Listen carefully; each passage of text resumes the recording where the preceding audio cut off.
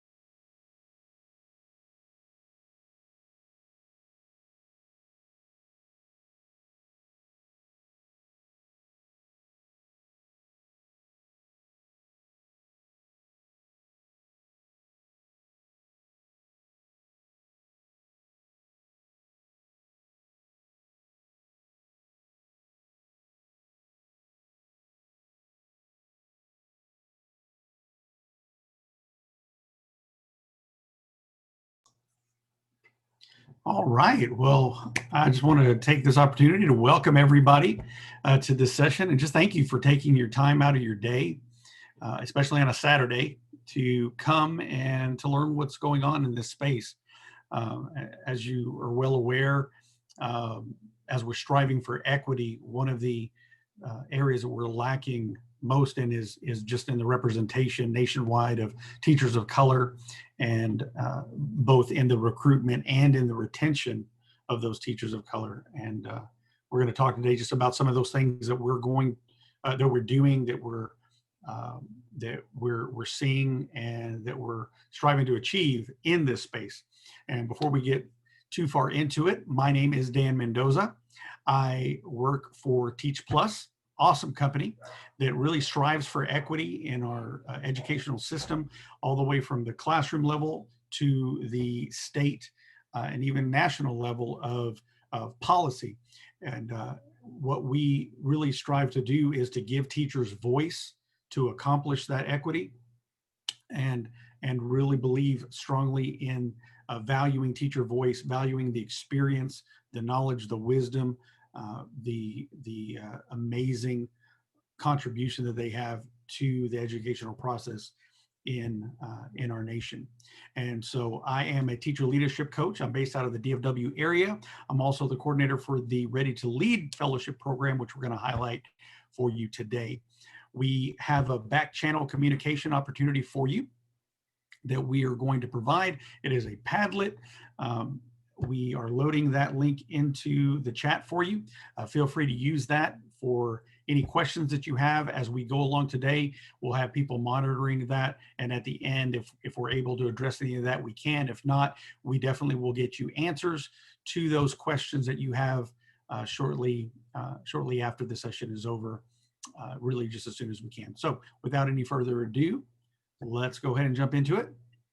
The first thing we're going to do is allow our fellows to introduce themselves. We have 5 fellows as part of this fellowship program, and we are going to start with Aletha. Aletha, why don't you come on, tell us a little bit about yourself, and also tell us why you're really doing this, either why you're a teacher and or why you think it's so valuable to invest your time and energy, in addition to all of the things you do in the classroom, to add on to this the effort of working in the space of the retention and recruitment of teachers of color. Hi guys, I'm Aletha Williams. I am a chemistry teacher in the Houston area. And the reason that I became a teacher is because growing up, I didn't have a teacher of color. And really my mother, for me, was the inspiration of the reason why I loved chemistry so much, because my mom was a chemist. And so when I decided to finally go into teaching, because I had been dodging away from it, I really wanted to have students see somebody like them, especially an African American woman. And so I went to teach chemistry, and so that students could see that here's this enthusiastic woman, and she's African American, and she loves science. And so I wanted them to see somebody just like them. And so that's part of the reason, that's my why. And then the reason that I got into this fellowship is because the area that I teach in doesn't really hire too many teachers of color, but the environment is getting bigger and bigger for students of color. And so I really want to impact those students' voices. I want those students to see more teachers like them. And I really want those teachers to be able to stand up for their voices too. That is my why. Thank you so much. Ricky, come on and introduce yourself and tell us your why. Yes. Good afternoon, everyone. My name is Ricky Townsend. I'm based out of Dallas. I work for Dallas ISD. And the reason I got into teaching is because my high school math teacher, like I graduated high school like almost 10 years ago. Until this day, like I still talk to my high school math teacher. And so she really influenced me to kind of like become a teacher. And and so I teach math. And so with her influence me to become a teacher, now I'm a math teacher. Now it was just one of those things, and kind of like I really was exposed to the importance of what does it mean to be a Black male educator through Teach Plus. And so being a part of like their network, it allowed me to create an affinity group and to really focus on Black male educators. And my why for this work is because there's less than 2% of Black males in the classroom. And so I want to enhance that number, but while we're enhancing that number, making sure those who are in the career are retained and supported as well. So that's my why. Thank you so much, Ricky. Danielle, come on and introduce yourself. Tell us your why. Hi, I'm Danielle Fox Martinez. I'm originally from El Paso, Texas, where I was born and raised. I currently reside in San Antonio, Texas. I work for Alamo Heights ISD. My focus has been in mathematics, and I'm currently teaching life science for 7th graders. So honestly, the biggest thing I like to focus on is STEM, and it's kind of a family thing as well because my husband's an engineer, so we kind of blend it all together here at the home. And I know that what I can bring to this group and to our fellowship, I have different areas that I've been to, so I have different experiences that I can relate to. My family as well is blended. We're from Mexico and we're from Germany. So, you know, I have those experiences that we can all tie in our different cultures. So my why is for the kids to just kind of have that engagement and enjoyment for STEM and make sure that we're diversifying that workforce. Thank you so much, Danielle. Awesome. Coral, come on, introduce yourself and tell us your why. Hi, everyone. My name is Coral Zayas. I teach in the Austin metro area just north in Leander ISD. I'm a dual language teacher. I'm helping open their first middle school dual language program. So I teach social studies and the introduction to STEM elective, both in Spanish for my learners. My why for teaching tends to evolve every year, but it has a lot to do with Aletha's mention of representation.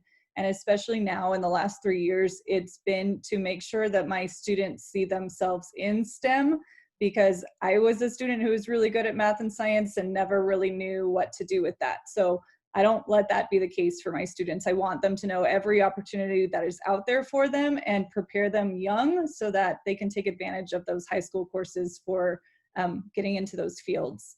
And my why to be a part of this fellowship was really, I have worked at many schools, and I'm usually one of 2 Latinos, Latinas that work there, and we're always the dual language teachers. And I would love to see more Hispanic educators in all fields in education, not just as dual language teachers. Thank you so much. And our 5th fellow is Maria Martinez, and she is unable to be with us today, but we will be sharing about her work and what she's doing a little bit later on. So thank you, each one of you fellows, for just sharing that. And now what we're going to do is transition into telling or to learning a little bit more about what the work looks like for each individual fellow. As part of this fellowship, they were tasked with recruiting other teachers and partners to come alongside and to become allies in this work and to help in a collaborative effort to become part of an affinity group. And each affinity group for that region, for that district, for that area, we're really tasked with coming up with an assessment of what the need is in that area, some strategies to really address this issue of recruiting teachers of color, and really to emphasize that they come through a high quality prep program, and to really just develop strategies around that. And so what we're going to do now is learn a little bit about each individual affinity group and some of the work that they have done to tackle this from the different vantage points specific to that region. Because one of the things we found out is that in every region, it's a little bit different. The need is different, the task is different, and the strategies need to be a little different. And so it's been really interesting to see this as it unfolds. But let's go ahead and get into our first affinity group. We're going to follow a similar path. Aletha, why don't you come on and tell us a little bit about the work that's happening down in Katy, Texas. All right. So the affinity group that I decided to find was actually, I did not come up with this name. The people that are in my affinity group came up with the name, and we are the change agents of Katy ISD. And the picture in the corner is actually what is on our shirts. And on the back of our shirts, we have #GoodTrouble, and we like to wear our shirts that say that. And so our goal is to partner with universities to create and grow your own for our students of color to come back and teach in the district. We also wanted to create partnerships to allow our paraprofessionals who are also people of color to go through teacher residency programs like urban educators. This will also help solve the current diversity gap that we have happening within Katy. The issue that we're trying to tackle, well, in Katy, there's a big issue that we're trying to tackle, and we're taking a small bite at a time, and that's systematic and institutional racism that deals within our district. So there has been an increase in diversity within Katy, but it hasn't changed its ways. So what we noticed when we pulled up the numbers was there's 80% of our students of color, but it's still 90% of white teachers, principals, and people of higher positions. And so the students of color need to see a positive impact within the district. And so we decided that there also needs to be a race, equity, inclusion department that supports our parents, our teachers, our students, and we also are looking to utilize community partnerships. So the outcomes that we're looking at is to create awareness on how teaching is a viable and valuable career choice for our students of color, create a mentor program for our students of color, and increase teachers of color so that students have that teacher role model, getting a more diversity on our board. So right now on our board, it is nothing but white people, but we really want to have more diversity because we believe if we see that, then there will be more that our board will do for our Black and brown students. Creating a board of students to change the student code of conduct to reflect the students of color, training all our staff on culture relevant pedagogy, and recruit and retain our teacher and admin of color in the district and recruit them from easiest places here in Houston like TSU, Prairie View, and UTEP, because what we're noticing is they don't even go to the schools that are even close in the area that they can do recruiting from.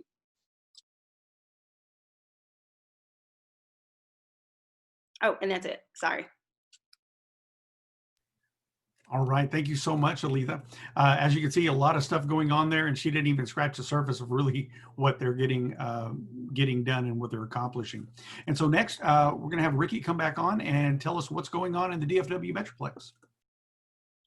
Hey again, everyone. And so the group and affinity group space that I founded was Real Talk 2%. And so playing off the numbers of there's less than 2% of Black males in the classroom is why it's called Real Talk 2%. And so that picture that's up there to the right, that was our first event where we were able just to talk about the impacts and challenges of a Black male educator. And so our heart is really awareness. Like, how can we raise awareness to let people know that we're unrepresented in the classroom? And then the super big one next after that is like the passion. Like, Black male educators impact all students. And so actually being a teacher in the classroom, like, I know that I'm not only impacting like my Black and brown students, like I'm also impacting also my white students as well, or also my Asian students as well. And so that's the big thing is for us is like, how can we give awareness to let districts our region know that that we do matter, and also two, that we do bring value to the table as well. Our purpose is Real Talk 2% aims to increase the recruitment and retention of Black male educators by providing career development. And what we specifically mean by career development is one thing that I know is going to like different district professional developments. Sometimes they don't fit my specific needs. And so what we're doing is like, we're asking Black male educators, like, what do you need to be successful in the classroom? So it's very like how we tailor our instruction to students, we're tailoring our instructions to Black male educators. We're examining the social and cultural consciousness in education. So one thing that we do is we do monthly article readings to really, as teachers, to really dive into what does it mean to be critically conscious when it comes to education. And I love like the holistic development of a Black male. I think that with everything that's going on in society, like how can I build you as a Black male? That's extremely important. And also this community thing that we're going to talk about a little bit later. And then our current projects, like I mentioned, is like we have a monthly reading where we're inviting different people to come out and facilitate those readings, but also people within our groups to facilitate, to really go back into this whole thing of Black male educators owning the space. And while you're owning it, we're able to give you kind of like immediate feedback on, hey, like you did really well at this. And like whenever you're ready to go to a national conference, you've already been exposed to feedback. And one thing, again, is building community and trust among Black men. And similar to Aletha as well, like how can we partner with universities and teacher preparation programs to really get this work off the ground? And it's, I apologize, like it's already off the ground. Like how can we continue to sustain the work that we're doing as Black male educators in university spaces and also teacher preparation programs? Thank you so much, Ricky. And I hope that as you're hearing already in just the first two reports from these different affinity groups, that the work does look different for each one. The common heart and passion and objectives are there, consistent across all of the affinity groups, but the lens that they see it in their particular area, the lens that they're looking through might lead to different results, different strategies, different opportunities. The connections that are made might lead to different opportunities and open up doors. And so every area is going to be a little bit different, which is exciting because it's not this cookie cutter program that we're replicating. It is unique and directed to meet the needs of that particular region. And that, like I said, that's just what really has been exciting to be a part of. And so next, let's go ahead and have Coral come on and tell us what's going on in your area. Hey everyone. Again, my name is Coral Zayas, and the affinity group that we're working on getting up off the ground in Austin is called Austin Avanza. And it is actually called Austin Avanza for two very important reasons. We really wanted it to have a regional feel. One, we know teachers can transition between districts, but also Austin is a pretty big metro area. So sometimes it's hard to be in a place in person, just in the city. So we wanted it to have a regional feel, and we're hoping to take advantage of all of that. And the second piece, the Avanza, is actually Spanish for advance. So that's how we kind of came up with our name. We have a dual purpose, and we really focused on the research that came out of the joint Teach Plus and Education Trust article research paper. If you listen, we will stay and focused on the recruitment and retention research. So we have two purposes: creating partnerships to help future educators of color get connected with high quality teacher preparation programs and connected with local mentors, so current educators of color in the Austin metro area, and to support our current educators of color through our three pillars. So our three pillars is our how, and we really focus on building community, supporting and connecting mentors with mentees, and amplifying diverse educator voices in the region. So part of that is listening to what their needs are. So we've seen a really big interest in advocacy and learning how to be a teacher advocate and a teacher leader. So some of our upcoming events really focus on that, amplifying their voices and building community at the same time.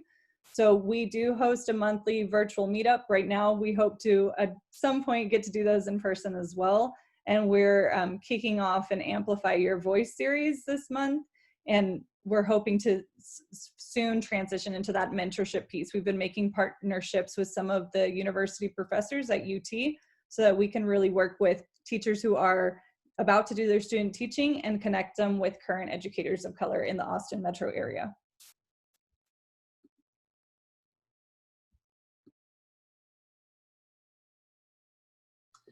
So thank you, Coral, for that. And again, I'm hoping that you're seeing the common thread across these, but also, again, the uniqueness and how we're really approaching this. You know, we're looking at what is our why so that we can stay grounded. We're looking at the what is it that we're going to do?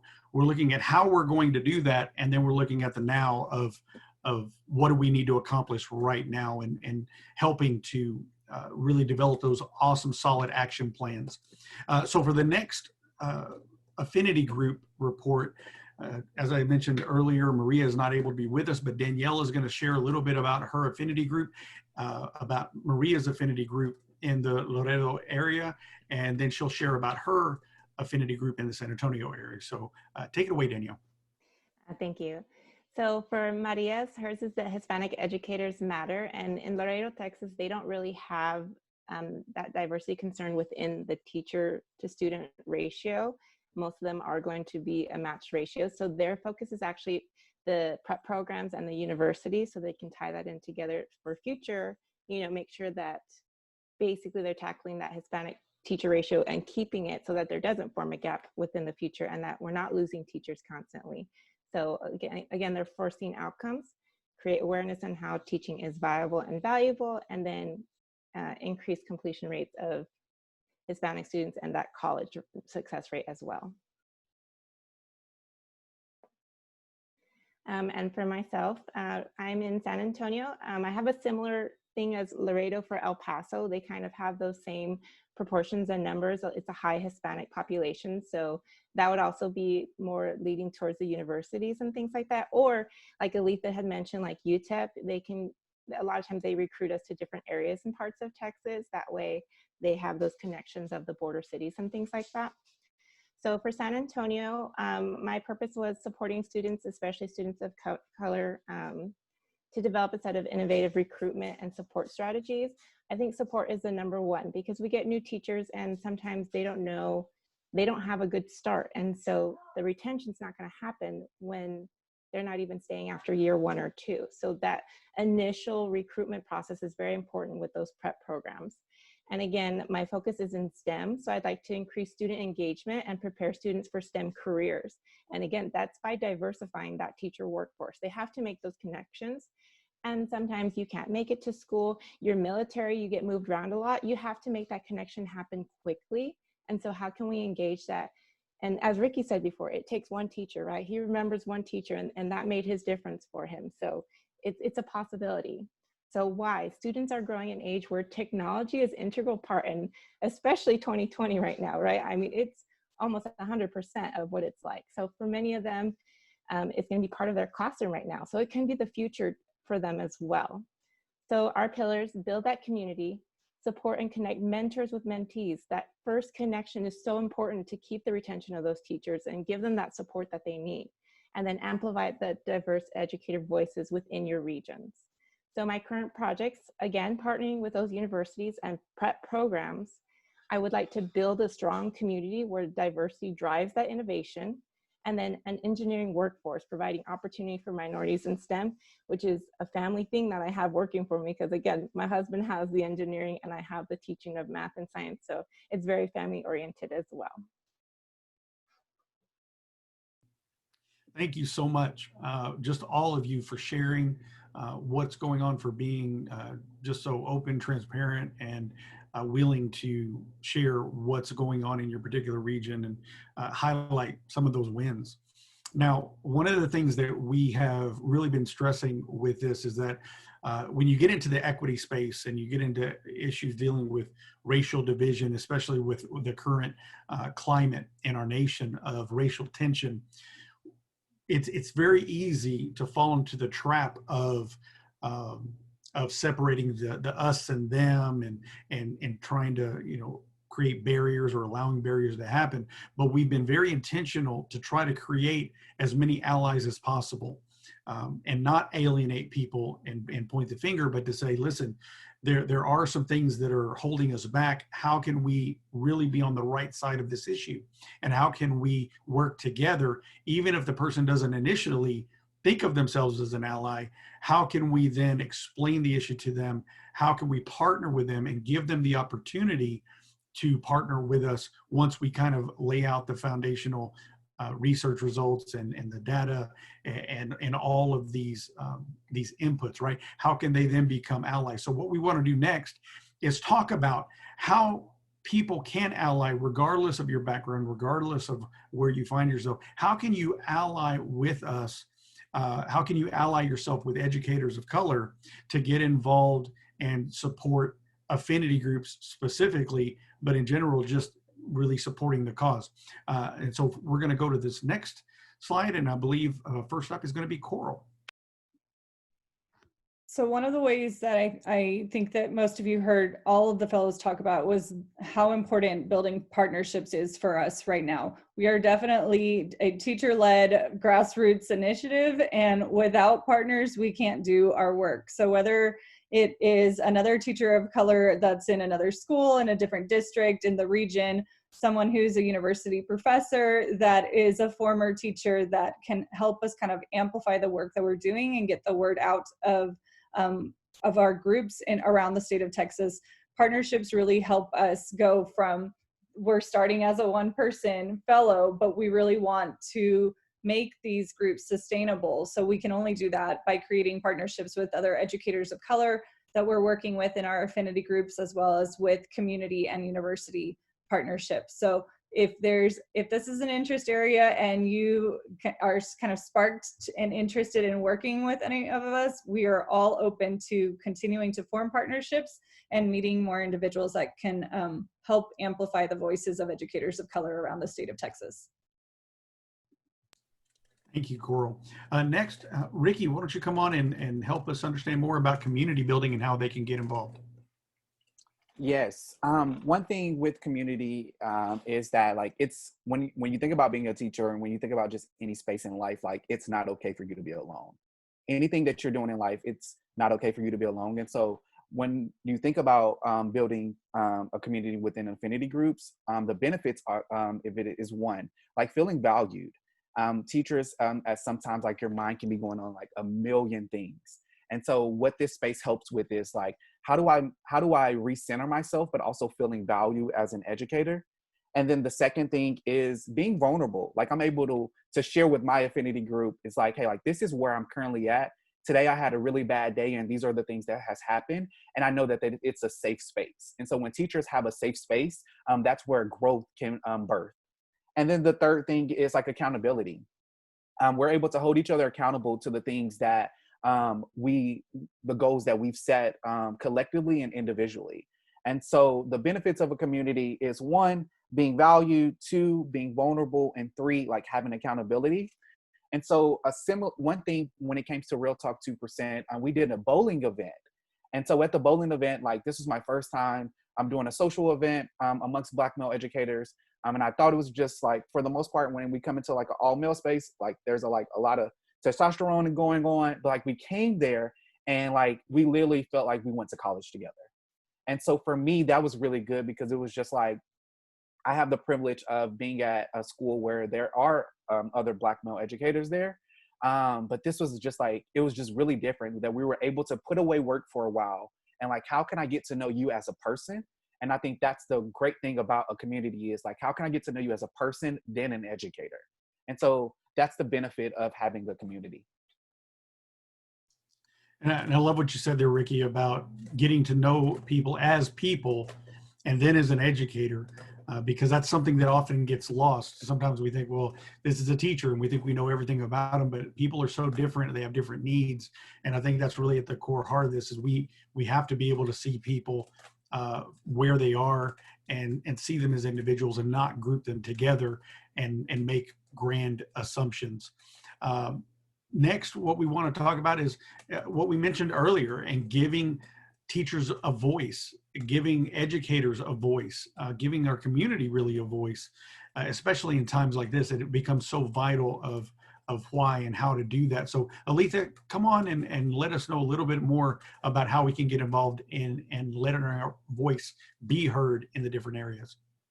So everybody is not going to be able to be in a fellowship and learn how to advocate. So being able to be in these type of spaces and these affinity groups allows those teachers to be able to be heard. So especially like going to speaking at a board meeting, a lot of teachers don't do that. And so a lot of teachers being able to speak at a board meeting, my group was actually speaking at a board meeting, and we got students to speak at board meeting, and students don't do that either. And by speaking at the board meeting, that's actually how we got more people to join our group. And so taking it from there, then speaking at that board meeting, we were able to, get people from Raise Your Hand Texas to attend that advocacy group. And we were just talking about, the COVID situation. And by talking about that COVID situation with Raise Your Hand Texas, we were able to then meet with the representative for the Katy ISD area.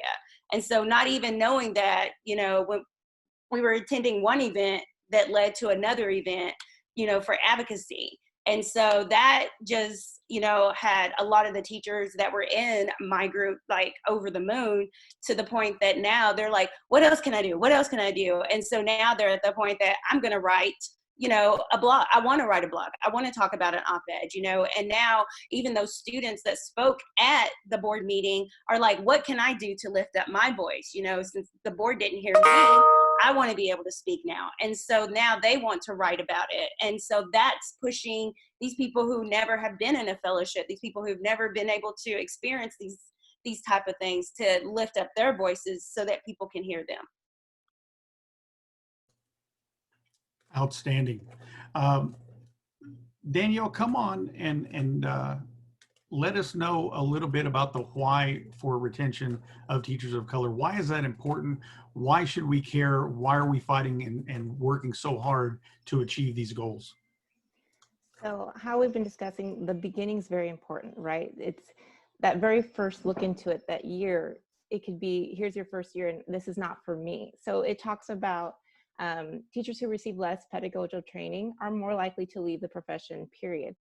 But then on top of that, give these new teachers who have to take on extra discipline or translate things, but you're not giving them that compensation for the extra work they're given. Now they're pushed away even further, because why do I have all these responsibilities, but where's my support? Or, you have to prioritize your hiring and compensate them for their extra work that they're taking on. So placement of teachers of color to build your cohorts and reduce those isolations. Invest in their recruitment.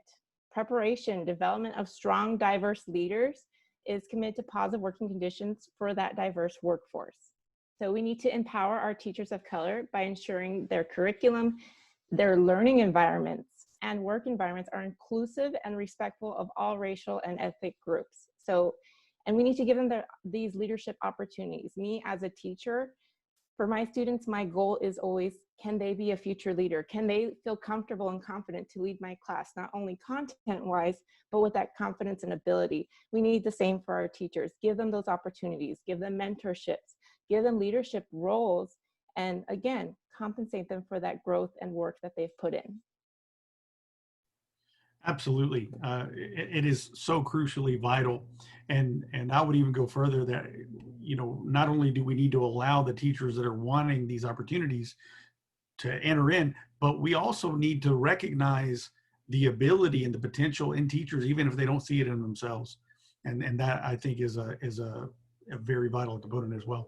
So now now that you've heard everything and you've heard what we're doing and you've heard about the work, we're going to allow you the opportunity, if you have them, to really ask questions. Do you have any questions for our fellows?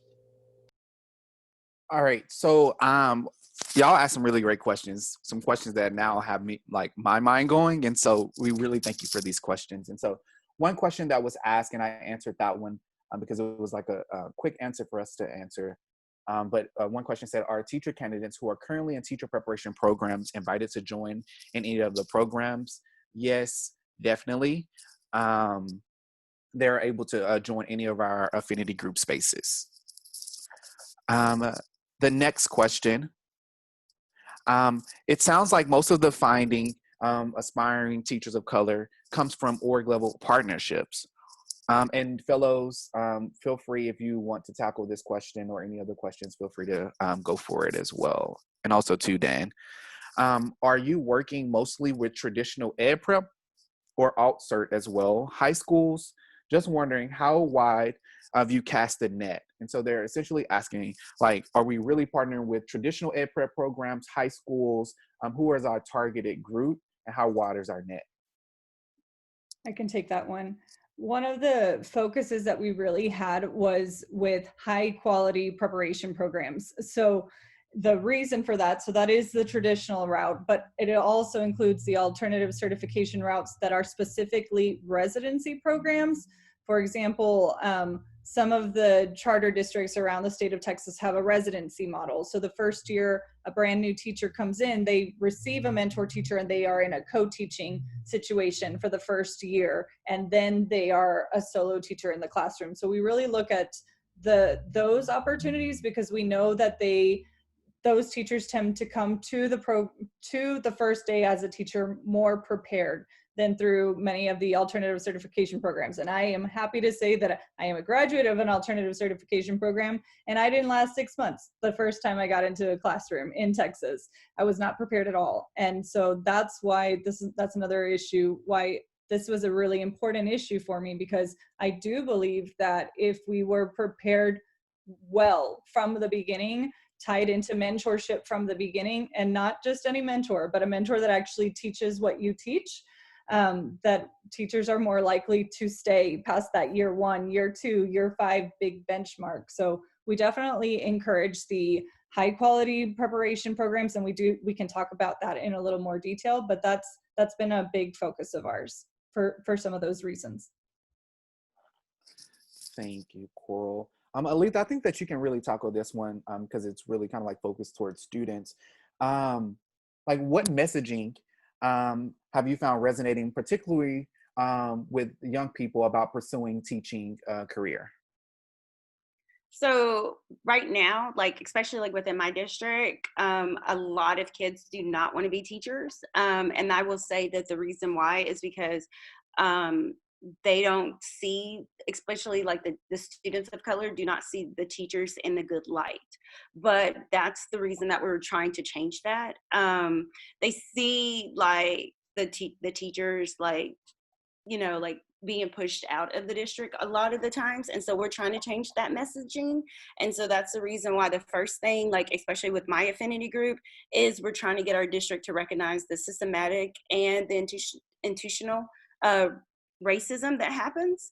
And so, you know, like a lot of our teachers now and our teachers of color are, you know, representing our culture. And I mean, I will be the first one to stand up and say, like, they do not want you to teach your culture. And so that's one of the things that we're trying to push for, you know, like the culture relevant pedagogy and wearing shirts that say, you know, Black educators matter, because that's some of the things they're not trying to push for us to do. So right now the kids are not seeing that, but I think that the more and more that a lot of our educators start doing that, the kids will be like, ooh, I really want to be a teacher because I'm seeing my teachers like represent, you know, like Black Lives Matter, you know, students' lives matter, all of this stuff. So I think that now some of the kids are wanting to, but we're still trying to, you know, scratch that surface. Thank you. And I think that this is one that any one of us can really tackle. Can you share one thing that has been surprising or a key learning since you found in developing, running your affinity groups? I will say, like, for my affinity group, all the pushback, all the different pushback that I have gotten. And it has been hard because I didn't think my district was the way that it really was. I knew that we had like the issues with the racism, but I didn't realize that so many people in the district were as racist as they were. So I have received tons and tons and tons of pushback. And then I've had to like hide in corners and do things like behind closed doors because I'm also worried about like how my job would affect that or how things can happen to me. And so like the people in my affinity group, we try to like do things, you know, like kind of on the sly. And so it's interesting to see like the board act like they're not racist, but they are racist. And so it's interesting to see how people actually show themselves to you. And then I can also follow up. One thing that I have found that is surprising, but also affirming, is that Black men really, when they get in like to education, like you can really get so passionate about it. Our first event, a gentleman cried. And that was my first time ever seeing like a Black male cry in an all Black male space. And so for me, that was very eye-opening, and that was very surprising to me because I didn't expect that. But it was really, the space was just like really safe. And I think that was one. But the second thing was that he was passionate about the work that he was doing. And so a key learning also for me, so that was like one of the kind of like the highlights, but one of the key learnings for me is like figuring out, like, I think a lot of people are doing the retention part, but like, how can we be very intentional about doing, a lot of people are doing the recruiting part, but how can we be extremely intentional about the retention part? And so that's where my key learning is, and that's where I'm putting my focus into, and that's why we're doing like monthly readings. And for anyone that if you identify as Black, male, and an educator, and we're doing monthly readings to dive into it. Danielle and Corey, y'all good, or y'all want to answer that one?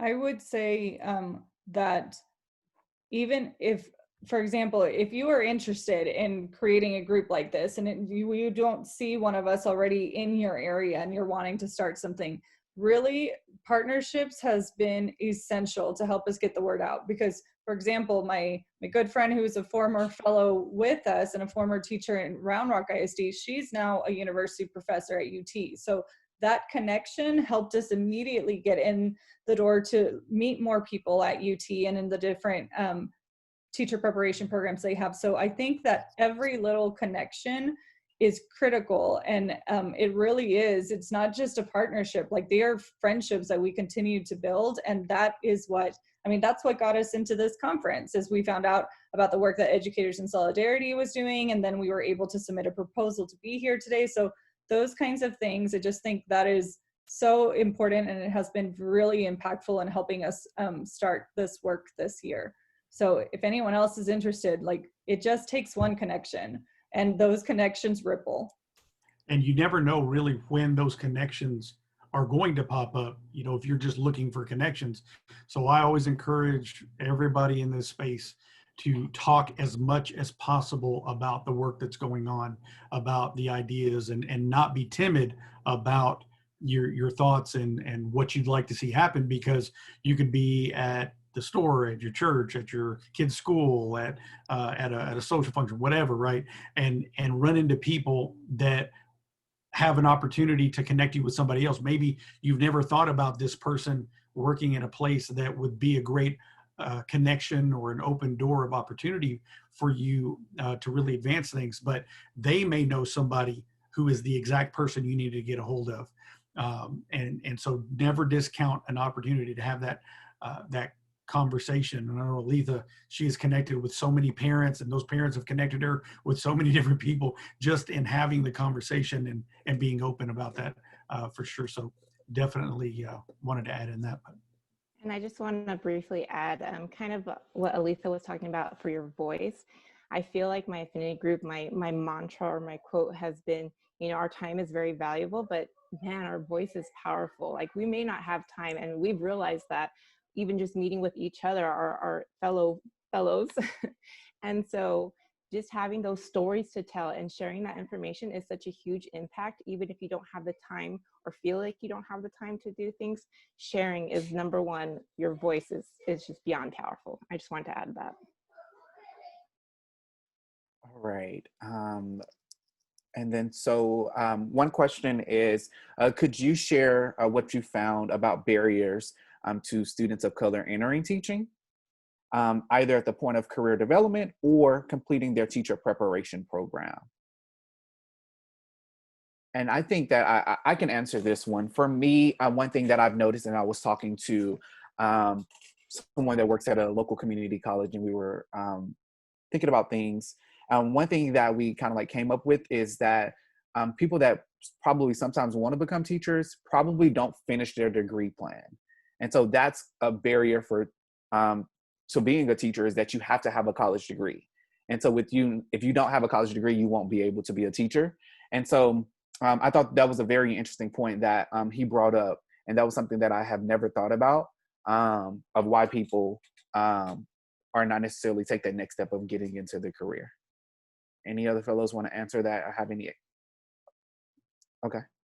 I think that kind of going along those same lines, especially when we talk about different careers, I think that a lot of people, especially people of color, when we go to college, many of us, not always, but a lot of us are first gen going to college. And so when we go, we're typically adding on student loans and all these other things just to try to get through those first 4 years of college. And then I think you look at what is my income going to be like into different professions compared to like where I want to be, how am I going to pay the loans, those things. So I think that that has a lot to do with it. And the report, if you listen, we will stay, even brings that up. And I know that that's one for me even today, and 11 years into being an educator, that I think about, especially when we think about like prepping our own students for STEM careers and things like that. So I think that that is also a barrier, but at the same time, I think it's a missed opportunity because like I'm a bilingual educator,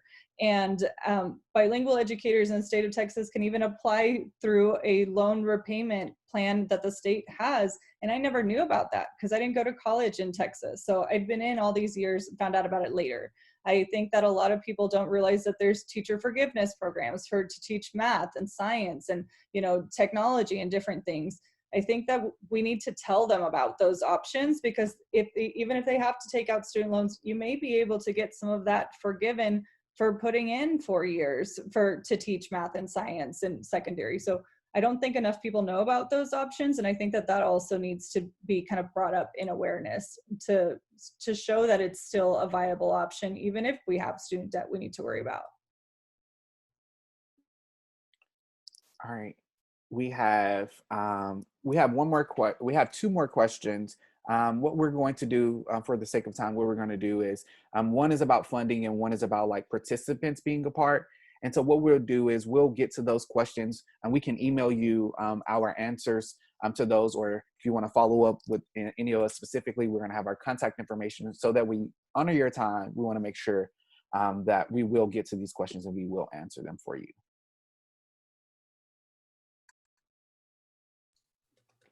And on that note, this is really where we're going to talk about how to follow up and what the next step is. And again, I talked about our why, our what, our how, and our now. Well, this is the now. This is our next step. This is what we're really recommending that we do, is connect with these different groups that are already going on if they're in your area. So we have opportunities for you to connect with the affinity groups that we've already talked about. Or if you want some additional information, you can get a hold of any of us through our contact information, either social media or email. You can contact me, definitely available. If you have any questions about the Ready to Lead Fellowship or anything that we've talked about today, or if you want to talk to anybody in this specific area. Now, before you go, I also want to talk about an opportunity that we at Teach Plus have, which is the Texas Teacher Network. We want to be able to connect with teachers across the state. We always have opportunities that come up to really partner with the work that we're doing, either in an official kind of fellowship position or opportunity, or just to hear you and to hear what you have to say about certain topics or issues through polling, through surveys, through hearing your story and finding out more about your particular situation, or for training. There might be a training opportunity that we have come up as Teach Plus that we want to be able to provide to all of the teachers in this area or in the state. And so if you look into the chat, Kevin, one of our awesome, actually our executive director for Texas, has put in a link for the Texas Teacher Network. We would love to have you go there, find out more information about it, and connect with us. So please do that. All right, and the last thing we really need to do, and this is where I need everybody kind of straighten it up a little bit. We are going to take a group picture. So I need you to kind of pretty hair up a little bit. Get a nice smile on. Coral, who's taking the picture today? You are. Okay. So are you ready? All right. On the count of three. 1, 2, 3. All right. Perfect. There we go. See, we didn't catch you off guard. I got a little ridicule in previous meetings taking pictures with people that weren't ready for it, didn't know I was taking it. But we gave you that honor and opportunity to prepare yourself.